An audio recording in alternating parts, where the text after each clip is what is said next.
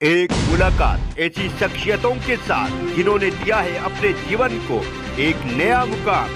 रूबरू कराएंगे ऐसी कुछ हस्तियों के साथ एक खास शख्सियत के साथ मुलाकात जयदेव पटेल के साथ नंबर 1 इंडिया न्यूज पर। नमस्कार व्यूअर्स, मैं जयदेव पटेल और आप देख रहे हैं नंबर 1 इंडिया न्यूज। आपका एक बार फिर स्वागत है एक खास शख्सियत के साथ मुलाकात प्रोग्राम में। आज हम बात करेंगे राजस्थान विधानसभा चुनाव में अब कुछ दिन का समय शेष रह गया है। ऐसे में तमाम पार्टियों के दिग्गज नेता इस बार चुनावी मैदान में, इसका क्या कुछ इम्पैक्ट दिखाई देगा और कितना वोटरों को तब्दील करने में कामयाब होगा, और इसी के साथ साथ राजस्थान की जनता का इस बार का मूड क्या कहता है, इन्हीं तमाम मुद्दों पर बात करने के लिए हमारे साथ खास हमारा चुनाव विश्लेषक और CSDS के प्रोफेसर संजय कुमार जी, आपका बहुत स्वागत आज हमारे प्रोग्राम में। बहुत बहुत धन्यवाद मुझे बुलाने के लिए अपने प्रोग्राम में। जी संजय कुमार जी, आपसे हमारा पहला सवाल है कि राजस्थान की जनता का इस बार का मूड क्या कहता है आपके हिसाब से, क्योंकि कहीं ना कहीं अब कुछ घंटों का या फिर ये कहें कि कुछ दिनों का ही समय शेष रह गया है। बिल्कुल, अब कुछ दिनों का समय शेष रह गया। 25 तारीख को वोट पड़ने वाले हैं और ये बात स्पष्ट तरीके से कह पाना तो बहुत मुश्किल है कि जनता का मूड क्या है, लेकिन अगर आप राजस्थान के चुनावी इतिहास को देखें तो पिछले 30-35 साल में देखें, हर चुनाव में सरकार बदलती है। उस लिहाज से अगर देखें तो बार बार, अगर आपने हिमाचल के चुनाव का देखा होगा, वहां भी यही नारा लगता था, रिवाज बदलेगा या राज बदलेगा, और वहां राज बदला, रिवाज नहीं बदला। तो राजस्थान में भी एक रिवाज चल रहा है, हर चुनाव में सरकारें बदलती हैं। अब हमें लगता है कि हमें 3 दिसंबर का इंतजार करना होगा ये जानने के लिए कि यहाँ का रिवाज बदला या यहाँ का राज बदला। दोनों पार्टियों में मुझे लग रहा है कि घमासान है, दोनों पार्टियां मजबूती से चुनावी मैदान में डटी हुई है। और अगर हम ये बात करें कि दोनों पार्टियों की कमियां क्या है, मजबूतियां क्या है, तो जहां बीजेपी सत्ता के बाहर है और आप सरकार पर प्रहार कर सकते हैं, सरकार पर भ्रष्टाचार के आरोप लगाए जा रहे हैं, ये सब बीजेपी का स्ट्रेंथ है। इस कारण से लोग बीजेपी की तरफ झुकते हुए दिखाई पड़ते हैं। लेकिन जहां कांग्रेस की बात करें, कांग्रेस की अपनी सरकार है, तमाम घोषणाएं की गई हैं, तमाम स्कीम्स लाए गए हैं पिछले 1 साल में, और ये कई स्कीम्स बड़े पॉपुलर दिखाई पड़ते हैं। तो सरकार की छवि बहुत खराब दिखाई नहीं पड़ती है, मुख्यमंत्री की छवि अच्छी है, सरकार के कामकाज से सामान्यतः लोग संतुष्ट नजर आते हैं। तो ऐसे में एक कड़ा मुकाबला होता हुआ दिखाई पड़ता है। इस वक्त कहना बहुत मुश्किल है पलड़ा किसका भारी है या पलड़ा किसका हल्का है।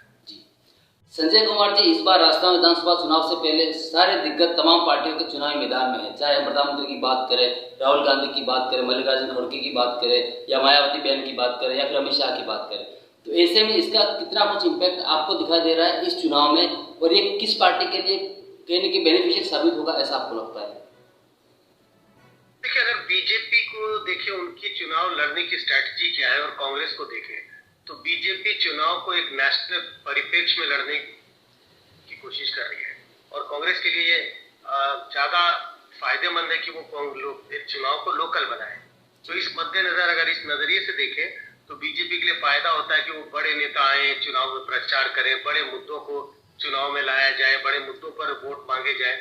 और जब मैं बड़े मुद्दों की बात कर रहा हूँ तो ऐसे मुद्दे जो राष्ट्रीय मुद्दे होते हैं, जैसे राम मंदिर का मुद्दा हो, धारा 370 का मुद्दा है, राष्ट्रीय सुरक्षा का मुद्दा है, राष्ट्रीय स्वाभिमान का मुद्दा, इन सारे मुद्दों पर बीजेपी चुनाव लड़ रही है। बीजेपी दिग्गज नेताओं को चुनाव में लेके आई है, स्टेट लीडरशिप एक तरह से सेकेंडरी रोल प्ले कर रही है, और प्रधानमंत्री के चेहरे पर बीजेपी चुनाव लड़ रही है। बीजेपी को उम्मीद है कि प्रधानमंत्री के चेहरे पर चुनाव लड़ने से बीजेपी को फायदा होगा। अगर कांग्रेस की बात करें तो कांग्रेस के नेशनल लीडर भी प्रचार कर रहे हैं, लेकिन हाल ही में कर्नाटक और हिमाचल की जीत से उन्हें यह लगा कि राष्ट्रीय नेताओं के अलावा अगर स्टेट लीडरशिप चुनाव की कमान संभाले तो उससे उनको फायदा होता है, और हाल ही में 2 चुनाव में उनको जीत मिली। इस हिसाब से मुझे लगता है कि कांग्रेस जो है वो बहुत लोकलाइज करना चाहती है चुनाव को, लोकल मुद्दों पर चुनाव लड़ रही है और लोकल नेताओं का ज्यादा सहारा ले रही है। कांग्रेस की जो स्टेट लेवल लीडरशिप है उन पर ज्यादा दारोमदार है चुनावी प्रचार का। जैसा मैं कह रहा हूं कि राष्ट्रीय नेता भी प्रचार कर रहे हैं कांग्रेस का, लेकिन ज्यादातर फोकस स्टेट लीडरशिप पर है। गहलोत जो वहां के मुख्यमंत्री हैं, कांग्रेस के बड़े नेता हैं, सचिन पायलट जो पहले उप मुख्यमंत्री थे, बड़े नेता हैं राजस्थान के। तो लोकल वर्सेस नेशनल का कंटेस्ट होता हुआ मुझे दिखाई पड़ रहा है राजस्थान में। संजय कुमार जी, अगर हम राजस्थान विधानसभा चुनाव में सीधी लड़ाई की बात करें तो क्या ये कांग्रेस वर्सेस बीजेपी है, या फिर इसमें क्षेत्रीय दल का बहुत ज्यादा एक इन्वॉल्वमेंट भी नजर आ रहा है? कहीं ना कहीं महाती बहन जो है बीएसपी की, वो भी कहीं लगातार रैलियां कर रही है ताबड़तोड़, और कई घोषणाएं भी कर रही हैं। और उसी के साथ साथ उल्टा अगर हम बात करें तो आरएलपी के साथ चंद्रशेखर आजाद की जो पार्टी है वो भी इस बार चुनावी मैदान में है। तो क्या दलित वोट की जो बात हो रही है या जो पिछड़े वर्ग की जो बात की जा रही है राजस्थान में अगर हम बात करें तो इसका क्या कुछ मायने आप देखते हैं, और इसका क्या कुछ इम्पैक्ट इस वोटर में दिखाई देगा आपको? देखिए, मुकाबला तो सीधा सीधा बीजेपी और कांग्रेस के बीच है, लेकिन अगर आप पिछले कई चुनाव को देखें तो राजस्थान में हमेशा जो इंडिपेंडेंट अदर्स की तादाद रहती है 20, 22, 25 लोग, 200 की विधानसभा है, कांग्रेस और बीजेपी के बीच सीधा मुकाबला है। लेकिन पिछले कई चुनावों के नतीजों को देखें तो तकरीबन 20, 22, 24, 25 ऐसे लोग होते हैं जो छोटी पार्टियों से जो जीत के आते हैं विधानसभा में, जो छोटी पार्टियों के नुमाइंदे होते हैं या फिर इंडिपेंडेंट होते हैं।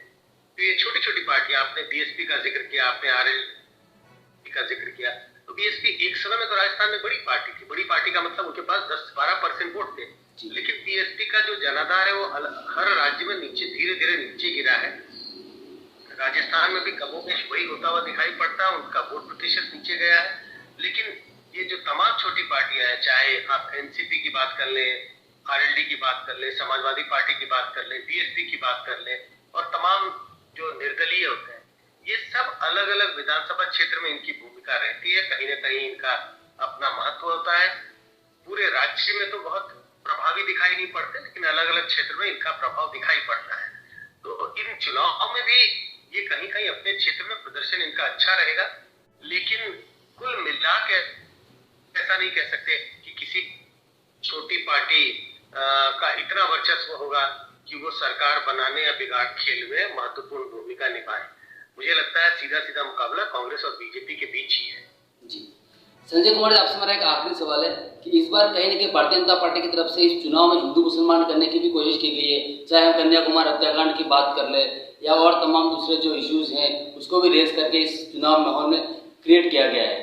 योगी आदित्यनाथ की तरफ से हो या असम के मुख्यमंत्री हेमंत बिश्व शर्मा की तरफ से हो या रामलला का भी जिक्र किया गया है। तो ऐसे में ये जो मुद्दे हैं ये कितना कुछ इम्पैक्ट डालेंगे राजस्थान चुनाव में? क्योंकि खासकर अगर हम बात करें तो राजस्थान चुनाव में बीजेपी का जो घोषणा पत्र में उन्होंने कही कि महिला अत्याचार और महिला सुरक्षित की कई गारंटियां भी दी हैं। देखिए, चुनाव में कई मुद्दे लेके पार्टियां आती हैं, चाहे बीजेपी हो, कांग्रेस हो, तमाम छोटी रीजनल पार्टियां हो। सारी पार्टियां तमाम मुद्दों का सहारा लेती है। आपने जिस बात का जिक्र किया कि हिंदुत्व का मुद्दा, बीजेपी उसके सहारे चुनाव जीतना चाहती है या उसके सहारे चुनाव मैदान में है। हिंदू मुसलमान का मुद्दा, जो मुद्दे का आपने जिक्र किया, लेकिन राजस्थान एक ऐसा राज्य है जहां मुस्लिम वोटरों की आबादी बहुत ज्यादा है, 7-8% है। इससे बहुत बड़ा कोई फायदा नहीं होगा बीजेपी को। लेकिन ये जरूर है कि आप जब जिन बड़े मुद्दों का मैंने जिक्र किया, जब आप राम मंदिर की बात करते हैं, जब आप महिला सुरक्षा की बात करते हैं, सेफ्टी सिक्योरिटी की, चाहे वो नेशनल सिक्योरिटी की बात हो, चाहे स्टेट में आम जनता की सिक्योरिटी की बात हो, ये सारे मुद्दे हैं जो जनता के मन में प्रभाव डालती हैं। तो राजस्थान के चुनाव में भी, राजस्थान के मतदाताओं में भी इन मुद्दों का जरूर कहीं ना कहीं प्रभाव होगा। लेकिन हिंदू मुसलमान का मुद्दा, या आप यूं कहें जिसका आपने जिक्र किया कि हिंदू मुसलमान करने की कोशिश हो रही है, इस तरह के चीजों का राजस्थान के चुनाव में तो कोई फायदा होता हुआ मुझे दिखाई नहीं पड़ता। जी, संजय कुमार जी, आपने हमारे लिए समय निकाला, उसके लिए आपको बहुत बहुत धन्यवाद।